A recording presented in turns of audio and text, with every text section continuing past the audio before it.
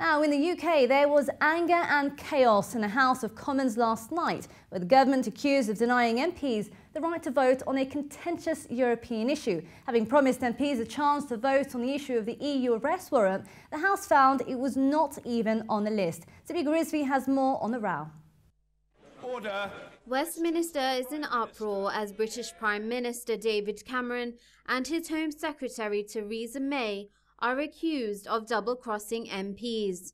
They have both come under contemptuous attacks from their own MPs, the Commons Speaker and the opposition Labour Party, over not giving the House the opportunity to vote on a controversial European justice measure, the notorious European arrest warrant. A measure Eurosceptics have argued is used to send British people to be tried abroad on minor offences. And it all came to a head last night as chaotic, angry scenes were reported from the Parliament.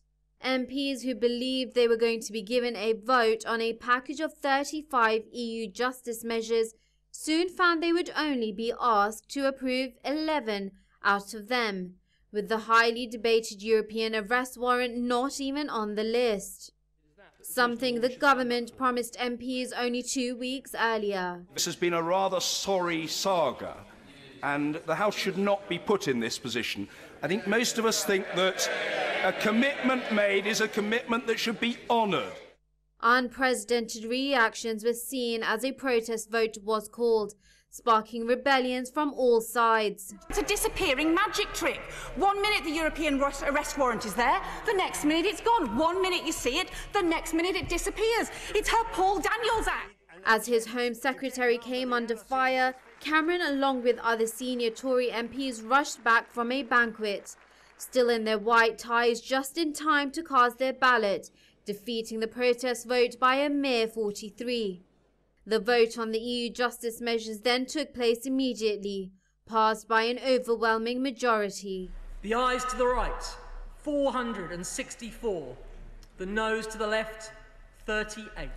The government's tactics have been labelled as sly, underhanded and contentious.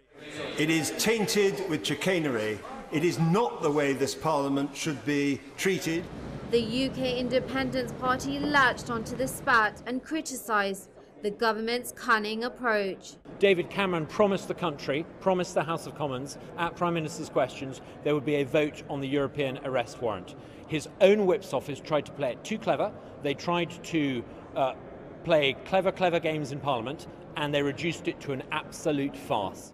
And the Labour Party has confirmed they will force a vote on the warrant, with it being expected to take place next Thursday, although the outcome will not be binding on the government. Even though the dramatic Commons vote was won comfortably, many warn this turmoil may just be what's in store for the Conservatives, as they try in vain to win back defected MPs and voters back from Eurosceptic parties. And with general elections round the corner, this chaos will come as another embarrassing spectacle for the Prime Minister and his Home Secretary. Now, Mr. Omar Ismail, a member of the Labour Party, is joining us over the phone to discuss this in more depth. Mr. Ismail, what exactly went wrong? Why was there all this confusion over the government's motion and whether or not it actually included the European arrest warrant? It's absolutely, one word can describe that, and that's dishonesty. I think what's happening now for the Conservative government is trying to keep its supporters and its MPs inside on view of the fact that there will be a by-election next week. And the leadership of the Conservative Party is absolutely terrified of passing any acts that would exacerbate their problems with the voters and with their own MPs that may result in defection to UKIP. UKIP is gaining ground because of the lack of candor, lack of trust, and lack of honesty that David Cameron has and his government has displayed last night.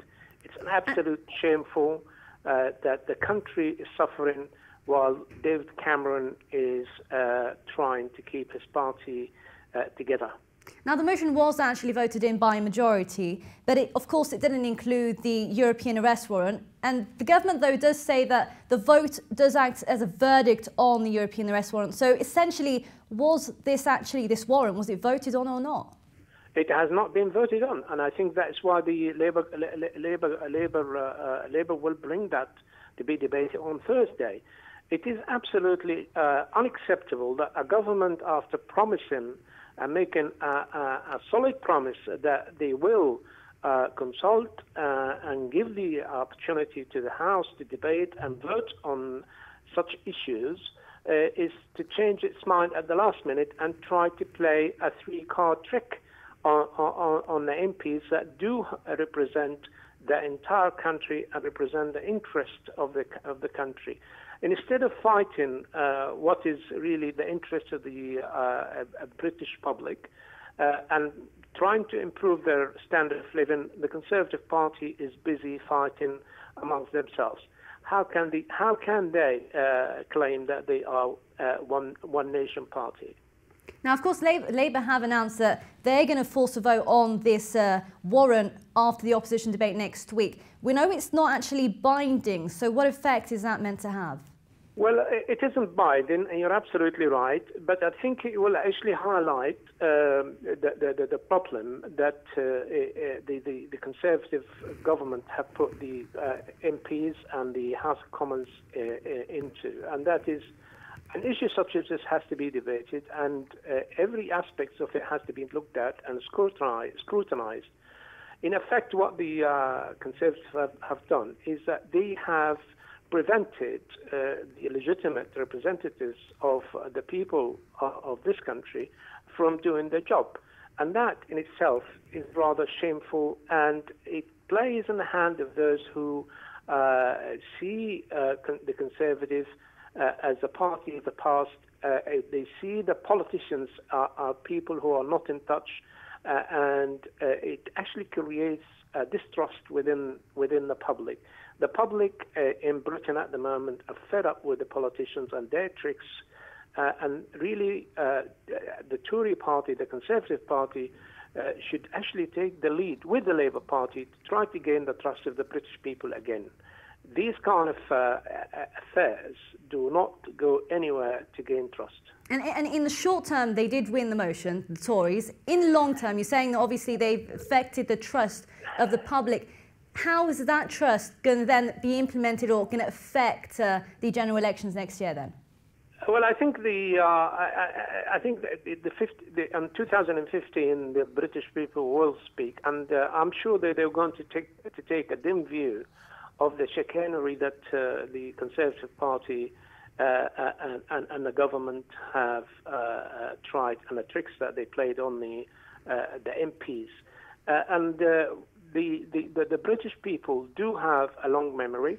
They do remember the honesty or the lack of honesty that David Cameron and his party and his government have displayed with a quite breathtaking level.